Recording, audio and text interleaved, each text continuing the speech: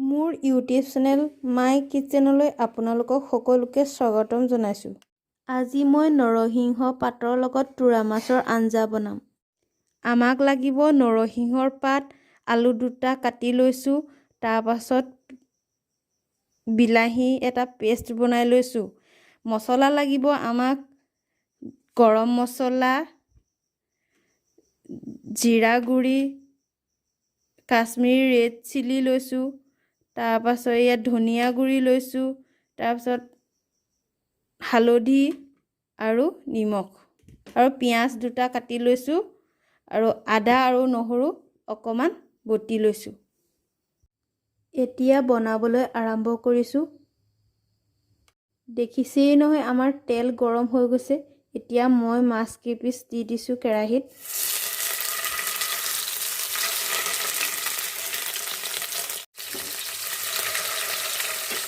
মাছ কেইপিচ মই ফুল ফ্ৰাই নকৰোঁ, half fry কৰিম।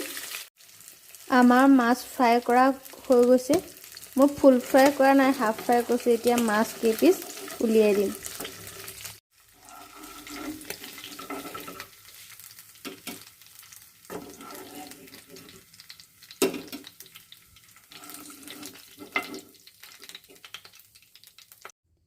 মাছ ফ্ৰাই কৰা তেলতে মই পিঁয়াজ দি দিছোঁ। ইয়াত পিঁয়াজবোৰ যেতিয়ালৈকে ৰঙচুৱা নহয় তেতিয়ালৈকে ভাজি কৰি থাকিব, ল' টু হাই ফ্লেমত। পিঁয়াজ ৰঙচুৱা হৈ গৈছে। এতিয়া মই বটি থোৱা আদা আৰু নহৰুখিনি দি দিছোঁ। এতিয়া লৰাই লৰাই অকণমান সময় ভাজি কৰি থাকিম, যেতিয়ালৈকে আদা আৰু নহৰু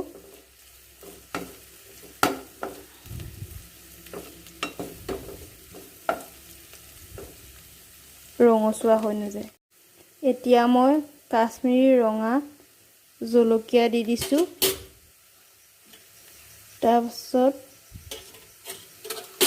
জিৰা গুড়ি দি দিছোঁ, ধনিয়া গুড়ি দি দিছোঁ। এতিয়া মই হালধি অলপ দি দিছোঁ। অলপ টাইম মছলাখিনি ভাজি কৰি থাকিম। আমাৰ মছলা ভাজি কৰা হৈ গৈছে। এতিয়া মই আলু দি দিছোঁ। অলপ সময় আলু ভাজি কৰি থাকিম মছলাবিলাকৰ লগত। এতিয়া মই দি দিম নৰসিংহৰ পাত। নৰসিংহ পাত অলপ টাইম ভাজি কৰিম। এতিয়া মই নিমখ দি দিম।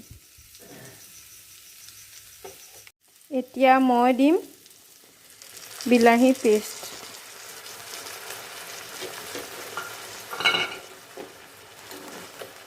অকণমান ভাজি কৰি থাকিম।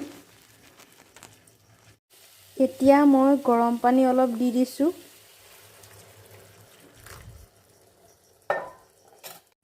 এতিয়া মই অলপ টাইম ঢাকি থৈ দিম। 10 মিনিটৰ পাছত মই ঢাকোনটো গুচাই দিছোঁ। এতিয়া মই ইয়াত দিম গৰম মছলা।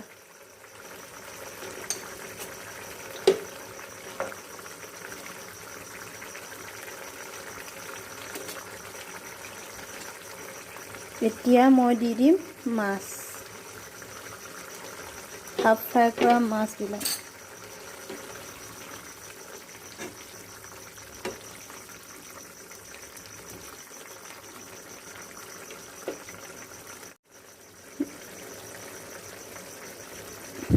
আপোনালোকেও প্ৰয়োজন অনুসৰি পানী দি ল'ব। পানী দিয়াৰ পাছত অলপ সময় ঢাকি থৈ দিছোঁ। প্ৰায় 10 মিনিটমান হৈ গৈছে। এতিয়া মই ঢাকোনটো গুচাই দিছোঁ। এতিয়া মই নিমখটো চেক কৰি ল'ম।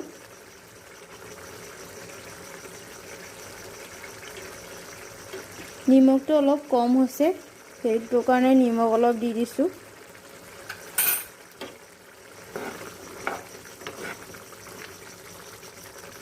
আপোনালোকেও আপোনালোকৰ পৰিমাণ অনুসৰি নিমখটো দি ল'ব। তোৰা মাছৰ লগত নৰসিংহৰ আঞ্জা হৈ গৈছে। এতিয়া মই গেছৰ ফ্লেমটো অফ কৰি দিম।